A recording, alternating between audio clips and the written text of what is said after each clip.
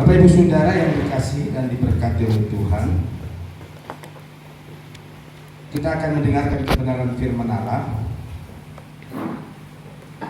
Tadi saya sudah siapkan firman Allah ya, tentang bagaimana hari-hari ini manusia mencari rasa aman ya. Ini saya siapkan, tapi waktu saya memuji Tuhan macam ada suara yang mengingatkan kita hari-hari ini kehidupan kekristenan ya, baik dalam rumah tangga ataupun dalam komunitas kekristenan, atau dalam bahasa gampangnya dalam sebuah komunitas gereja, kehilangan hal yang terpenting di dalam gereja ini.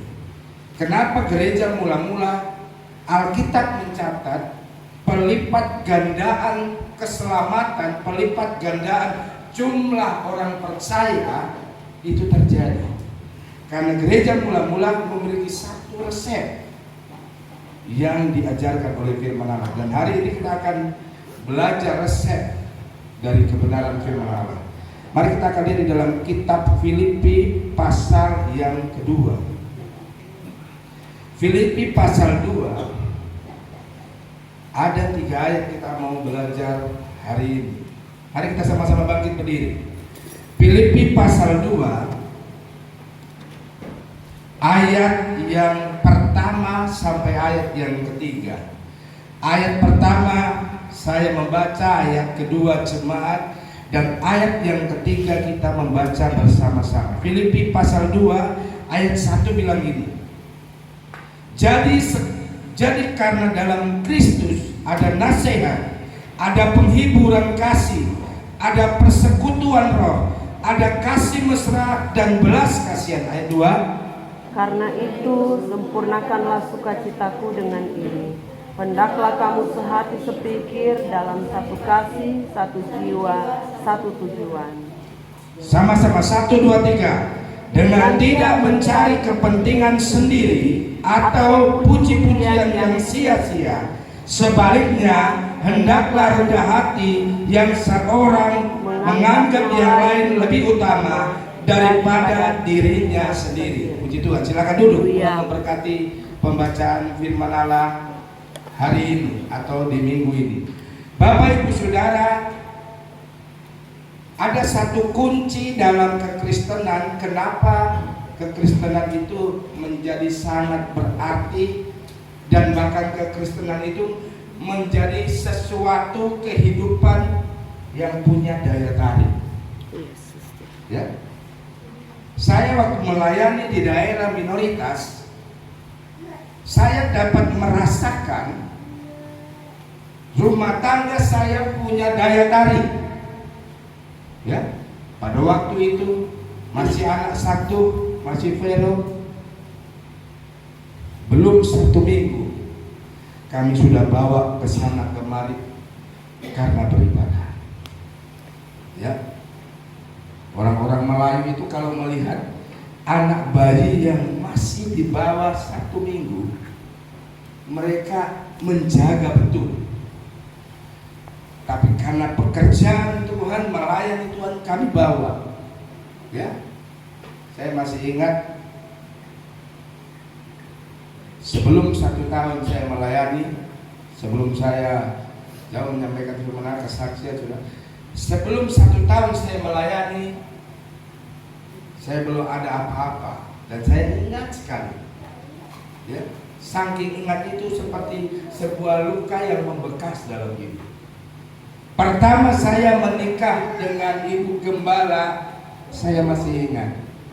Gembala senior saya, Bapak Nuh Mampau, tantenya. Ya, waktu menikah baru.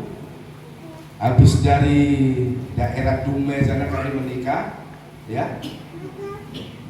Begitu pulang ke Penumpang, ucapan syukur. Habis ucapan syukur, saya masih ingat saudara, jam 9:10 Om Sangat punya kakak bilang ini, Markus, kau sudah berumah tangga, berangkat sekarang, ikut jemaat. Waktu itu kami melayani suku-suku laut, saudara. Dan suku laut itu Kalau datang dia rajin pakai parfum dari Tuhan, maksudnya parfum dari Tuhan itu dia nggak mandi-mandi sudah. Kalau sudah musim cari cacing laut, orang sana bilang musim cacing laut, lalu musim makan kura-kura laut, penyu. Wah itu saudara. Kalau orang laut itu pada waktu itu saudara, ya mandi jarang, apalagi gosok gigi. Aduh. Jadi kalau musim cacing laut, musim makan daging penyu atau kura-kura laut itu kalau saya bilang, mari sayang kita besuk jemaat, pasti jawabannya papi aja lah. Karena dia ngidam sebelum waktunya, cium bau mereka. Orang Jawa bilang belokek. Saya malah nggak boleh begitu. Cuma waktu itu entah bagaimana, karena saya sudah terbiasa dengan mereka dan berpraktek di pendeta senior ini. Seperti hidup ini mampet saudara, ya mampet. Nah, Bapak Ibu Saudara, waktu kami baru, saksi hidup masih ada istri saya. Tante kasih piring juga malam-malam.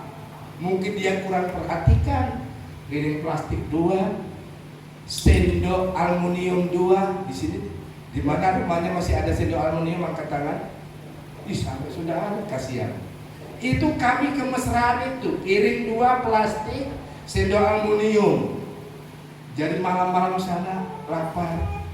Waktu itu memang dikasih bawa ada makanan sisa. Waktu saya mau makan, saya lihat dua piring retak depan, di tengahnya sudah bawa. Ya Tuhan, dalam hati saya, ini sengaja atau kehendak Tuhan? Maksudnya sengaja, ini tante ini DP dulu luar biasa atau bagaimana waktu itu? Saya yakin itu nggak sengaja, tapi itu sebuah pengalaman proses supaya makan berkuah nggak tertumpah cepat. Saya kasih lakban bawang, lakban. Ini pengalaman temanten baru, istri baru, ya, piringnya juga baru pecah mungkin. Ini membekas saudara. Kemarin karena waktu ada ibadah perkunjungan perintisan, teman-teman lihat bilang, wah, setiap lihat ini, wah, ternyata Pak Guntur ini perintisan merasa surga, dia bilang dalam hati saya. Mana nggak tahu, ini salib makin dalam ini. Tapi saudara, itu sebuah pengalaman. Melayani Tuhan itu sebuah pengalaman.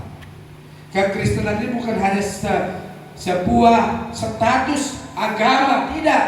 Saya selalu berkata kekristenan itu harus sebuah pengalaman. Pengalaman bersama dengan Tuhan.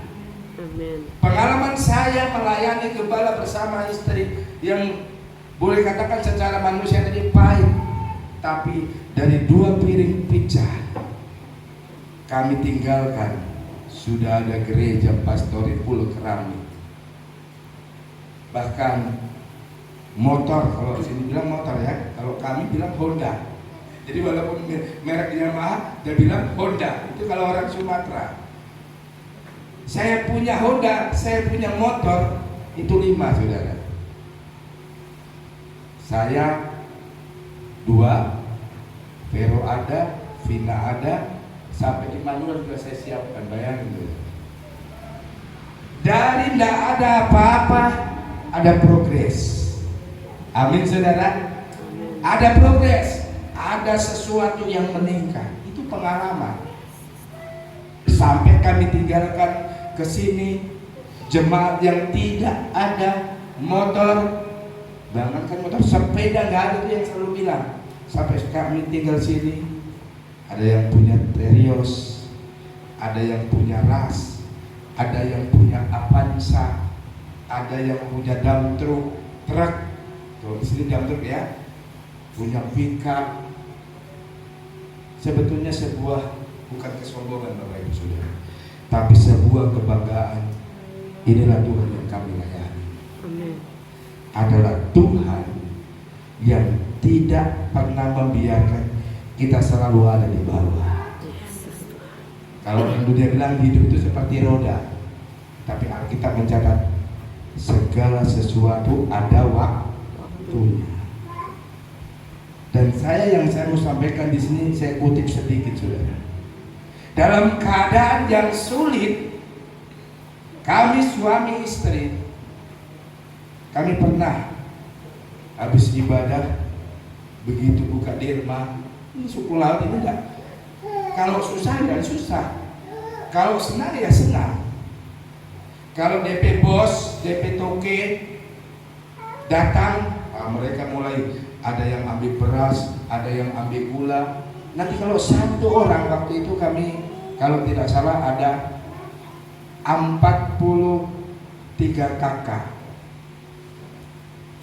Jadi kalau dihitung jiwa 300 lebih. Jadi saudara mulai kalkulasi dengan otak, berarti satu keluarga itu anaknya ada berapa? Bisa lebih dari 2, bisa lebih dari 3. Ya. Kalau bosnya datang bawa gula, bawa beras, bawa macam-macam, nanti satu orang kasih setengah kilo gula, semua 43 kakak itu setengah kilo. Jadi begitu terkumpul banyak. Ya. Beras gitu juga, kalau kasih 1 kilo atau 2 kilo semua mengasih. Tapi kalau datang susah, pernah kami bawa korek di rumah saudara, cuma 2 orang nggak kasih, itu pun 2.000. Jumlahnya berapa saudara? 4.000. 300 lebih jiwa, 4.000 rupiah.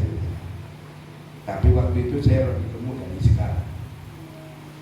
Pemeliharaan Tuhan dapat. Yang herannya, ini yang sangat heran, istri saya yang Tuhan kasih cantik ini, dia nggak pernah, sudah Jo pulangkan kita di Silian, atau sudah Jo mari kita pulang di Silian. Dia tidur di tanah berbatu-batu. Sana tanahnya tanah mengandung boksit, Bapak Ibu Saudara. Itu kerikil merah, itu boksit. Waktu di pelayanan tidur di atas boksit. Saya masih ingat tikarnya tikar pandan buatan suku laut. Pandan yang gede-gede lebar itu. Dia nggak pernah bilang, aduh. Sekarang, ya, lihat saya tidur lebih, bangun kuat, pergi sana, bosan kita lagi dalam hati. Saudara, bukan saya membedakan. Kekristenan, kenapa kekristenan gereja mula-mula itu sangat produktif dalam Tuhan? Karena ditulis di dalam ayat yang kita baca hari ini. Sekali lagi saya mau kembali kepada firman Allah di dalam Filipi 2 tadi. Ya, begini. Ayat 1. Jadi karena dalam Kristus ada nasihat, ada penghiburan kasih, ada persekutuan roh, ada kasih mesra dan belas kasihan. Ayat yang kedua, karena itu sempurnakanlah sukacitamu dengan ini, hendaklah kamu sehati.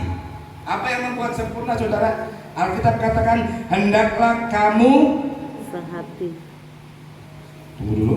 Hendaklah kamu sehati sepikir, dalam satu kasih, satu jiwa, satu tujuan. Pengalaman berumah tangga, saya yakin Pak Rommel waktu meminang Ibu Medi belum kaya raya, betul Pak Rommel? Belum kaya lah, belum ada. Udah ada mobil Bu Medi waktu itu? Nggak ada. Ya. Tapi kemana saja kalau temanten baru, ya nggak boleh jauh, betul? Saya luar biasa Pak Rommel ini. Seusia kini sudah punya poyo, tapi kemesraannya sampai di pekerjaan itu sangat luar biasa. Haleluya. Amin saudara. Karena apa? Ada 4 pilar yang mengikat. Ada sehati sepikir. Ya. Ada orang punya hati. Tadinya saya punya hati sama istri, tapi waktu hidup bareng. Kadang-kadang mau jadi sepikir, gampang atau susah saudara? Benar saudara? Sehati, tertarik hati, tapi satu waktu dia hidup bersama, mau menjadi sepikir susah. Saya orangnya suka ngobrol, tapi istri saya bilang, ngana ini yang betul-betul Carlota. Tanya dia saudara, mana ke kaki itu kasana kamar, susah-susah. Ngajak mana di mau. Tadi kalau pergi ke rumah jemaat, ayo korek. Ini pak tadi korek, jemaat udah pulang. Saudara, gereja mula-mula punya 4 pilar. Mereka sehati sepikir. Lalu ayat selanjutnya dikatakan, ya selain sehati sepikir, dalam satu kasih. Jadi kalau suami bilang kasih Juli itu motornya, DP istri nggak bilang, nanti parau tak ngana. Nggak beli pakai doi itu, bukan pakai daun itu. Nggak seperti itu saudara. Gereja mula-mula mereka sehati sepikir dalam kasih. Ya, kasih itu selalu saya bilang apa? Memberi. Ya, kasih itu memberi, bahasa Inggris selalu saya katakan give, memberi. Dan Alkitab yang mencatat Bapak Ibu Saudara, 4 pilar ini mereka sehati sepikir, satu kasih, lalu dikatakan apa selanjutnya? Sejiwa satu tujuan. Mana ini? Ayat 2. Ya. Mereka sehati sepikir, satu kasih, satu jiwa. Satu jiwa. Jiwa itu adalah apa? Identik dengan nyawa kehidupan. Satu jiwa. Dan yang terakhir satu tujuan. Ada 4. Yang terakhir satu tujuan. Saya hidup, saya berumah tangga, saya bekerja, saya berkarir. Satu tujuan saya melayani Tuhan. Tujuan saya untuk menyenangkan hati Tuhan. Ini penting. Kadang-kadang kita balik saudara. Saya berumah tangga, tujuan saya menyenangkan istri. Setelah menyenangkan istri, baru dapat menyenangkan Tuhan. Salah Bapak Saudara. Ya. Yang pertama, belajarlah menyenangkan Tuhan. Itu tujuannya. Dan 4 hal ini bisa diraih oleh kehidupan orang percaya. 4 hal ini bisa diraih dalam kekristenan kita kalau ayat selanjutnya katakan di dalam ayat yang ketiga bilang begini, dengan tidak mencari kepentingan diri sendiri atau puji-pujian yang sia-sia, sebaliknya hendaklah rendah hati, yang seorang menganggap yang lain lebih utama dan daripada dirinya sendiri. Menganggap yang lain lebih utama. Saya berjalan 1 tahun di Silian ini. Saya pelajari di Silian ini, ya, kalau orang sebaya selalu saya panggil nama. Saya nggak bisa, ya. Walaupun kadang-kala ada ibu-ibu mungkin lebih muda dari saya, karena dia sudah saya lihat berumah tangga, tetap saya bilang ibu, tante. Lalu ibu itu bilang, oh tidak usah panggil tante, rasa lain kita. Ya. Karena kami biasa di Kepri, kalau di Kepulauan Riau itu, kalau jumpa umpama saya jumpa sama Pak Rommel, dia lebih tua dari saya salam, cium tangannya.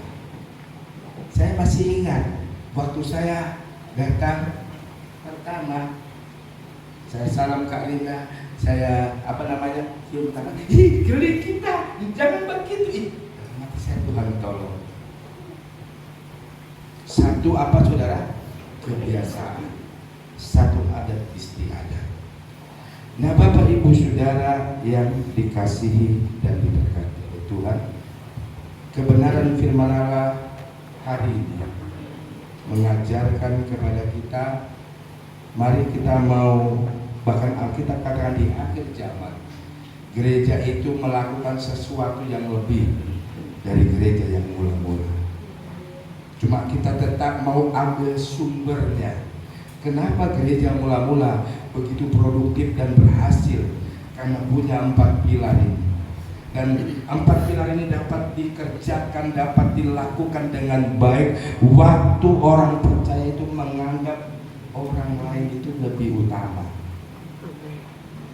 Meskipun mungkin saya atau Bapak Ibu Saudara lebih tinggi kedudukan dari saya, tapi Alkitab mengajar janganlah orang lain itu lebih utama. Amin. Yesus sudah melakukan itu. Meskipun dia Allah. Alkitab katakan, kalau saudara baca ya ayat yang selanjutnya saudara, di dalam Filipi 2 ayat yang ke-6 bilang begini, yang walaupun dalam rupa Allah tidak menganggap kesetaraan dengan Allah itu sebagai milik yang harus dipertahankan, melainkan telah mengosongkan dirinya sendiri dan mengambil rupa seorang apa? Hamba. Ini Tuhan kita. Dia Tuhan, tapi untuk mengajarkan satu nilai hidup yang berharga mulia, yaitu hidup yang merendahkan hati, merendahkan diri, dan menganggap orang itu penting, lebih utama. Biasanya manusia, umpama saya kenal Pak Rommel, tapi satu ketika Pak Rommel tahu kekurangan saya, biasanya manusia suka apa saudara? Saya suka tahu itu pendeta Guntur, Bekar, itu kan gitu saudara. Oh, saya sudah tahu itu kelemahannya itu, kejelekannya itu. Dan biasanya itu yang tadinya baik dia akan tapi Tuhan enggak saudara. Meskipun dia tahu kekurangan kita, dia tahu keterbatasan kita, Alkitab katakan meskipun dia punya rupa Allah, dia merendahkan diri dan menjadikan dia hamba. Tahu hamba saudara tugasnya? Hamba itu tugasnya hanya 2, mendengar dan melakukan apa yang bosnya suruh. Yang selalu hamba Tuhan bilang hamba itu identik dengan doulos, ya, yang selalu dikatakan seperti kain kaki, ya. Ada tai ayam di sepatu, itu adalah kaki seret. Ya. Yang kotor, yang busuk, yang tidak baik, itu hamba terima. Daulos, ya. Waktu dia kerja, bahasa aslinya itu memiliki arti waktu daulos, hamba itu kerja, dia tidak boleh lihat muka tuannya, jadi dia tunduk, ya, tunduk. Bapak Ibu Saudara yang dikasihi dan diberkati oleh Tuhan, semua itu bisa kita lakukan, bisa kita kerjakan, bisa kita raih 4 hal pilar yang menuju perlipat gandaan berkat, perlipat gandaan jemaat, perlipat gandaan jumlah orang percaya seperti gereja mula-mula. Dan itu bisa kita lakukan kalau yang pertama kita memiliki cara hidup yang menganggap orang lain itu lebih utama. Pernahkah kita memandang orang yang berdosa itu, orang yang sedang banyak melakukan dosa, itu yang utama saudara? Bahkan saya pernah ada jemaat, dia bawa DPD rumah, dia bilang, Om, ini kita derma, kita persembahan selama 1 tahun, Loh, iya, saya mau ke gereja, saya merasa berdosa, tidak layak. Dia nggak ke gereja, tapi dia hitung 1 minggu dia dapat sekian sen, karena merasa dia orang berdosa. Nah, Tuhan nggak lihat itu. Tuhan mengambil rupa seorang hamba untuk menebus kita dari cara hidup yang tertuduh, ya, yang dituduh oleh iblis pendakwa itu, kamu mana mungkin masuk surga? Oh, untuk apa kamu? So beribadah, so penuh dengan tato yang tidak betul, kira-kira gitu. Jadi makin minder. Makanya saudara, sebagai orang percaya, kita hari ini belajar. Jadilah gereja Tuhan yang dapat melipat gandakan kasih Tuhan, belas kasihan Tuhan. Amen. Dengan cara apa? Yang pertama, hiduplah menganggap orang lain itu penting. Sebagai seorang hamba Tuhan, selalu saya berkata, Tuhan tolong, ada jemaat Tuhan, ada banyak orang percaya di Silian Raya ini, mereka kenal Yesus, bahkan saking kenalnya dia pakai tato salib, dia pakai kalung salib, dia pakai anting salib, tapi cara hidupnya belum melambangkan kasih Tuhan. Saya berdoa, sepertinya itu sia-sia, ngapain doakan, gak ada guna. Tapi enggak, saudara. Tuhan kita yang pertama mengajarkan, milikilah cara hidup yang menganggap orang lain itu penting. Ini yang pertama. Yang kedua, yang terakhir, 2 hal saja. Kenapa gereja mula-mula itu begitu dahsyat, berlipat kali ganda berkatnya, bahkan jumlah jiwa yang diselamatkan? Yang kedua, gereja mula-mula itu, ya, hidup menaruh pikiran dan perasaan di dalam siapa? Kristus Yesus. Dengan lain kata, PPK, menaruh pikiran dan perasaan di dalam Kristus. Keluarga yang baik adalah keluarga yang suami maupun istri, bahkan anak, yang punya pikiran dan punya perasaan. Kalau seorang istri punya pikiran dan perasaan kepada suaminya, dia akan selalu berusaha menjadi seorang istri yang baik. Atau sebaliknya, seorang suami akan menjadi suami yang baik kalau dia tahu pikiran dan perasaan istri. Nah, Tuhan Yesus mengajarkan hal ini, saudara. Kenapa kita jadi orang Kristen yang gagal? Kenapa kita jadi orang percaya yang tidak berdampak? Karena mungkin salah satunya kita belum punya pikiran dan perasaan Kristus. Selama Yesus ada dalam pelayanan kurang lebih 3,5 tahun, dia selalu memiliki pikiran dan perasaan kepada jiwa-jiwa. Saya akan tutup firman Allah siang hari ini. Mari kita akan lihat dulu di dalam Roma pasal yang ke-8. Ini ayat yang terakhir.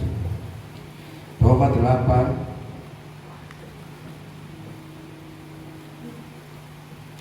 Roma pasal 8 ayatnya Roma 5 maksud saya, bukan 8. Roma 5 ayat 8 maksud saya. Roma pasal 5 ayat 8. Akan tetapi Allah menunjukkan kasih-Nya kepada kita oleh karena Kristus telah mati untuk kita ketika kita masih apa? Berdosa. Ketika kita masih Berdosa. Kalau kata kita ganti dengan pribadi kita, ketika Guntur masih sangat berdosa, Yesus mau mati. Bayangkan. Bukan hal gampang, saudara. Hanya satu-satunya Tuhan, yaitu Tuhan orang Kristen, yang rela berkorban, bahkan memberikan nyawanya kepada orang yang sedang ada dalam dosa. Itu Tuhan. Hari ini banyak orang sedang diikat oleh kuasa dosa. Ada banyak orang Kristen diikat dengan kuasa dosa, sehingga kekristenannya menjadi kekristenan yang mati, kekristenannya menjadi kekristenan yang tidak berbuah di dalam Tuhan, sehingga ada banyak jiwa yang gagal dan belum diselamatkan karena hanya satu hal, karena orang Kristen belum menjadi orang Kristen yang berdampak untuk nama Tuhan. Segala puji dikembalikan buat Tuhan. Mari kita sama-sama bangkit berdiri. Kita akan mengikuti acara yang kedua.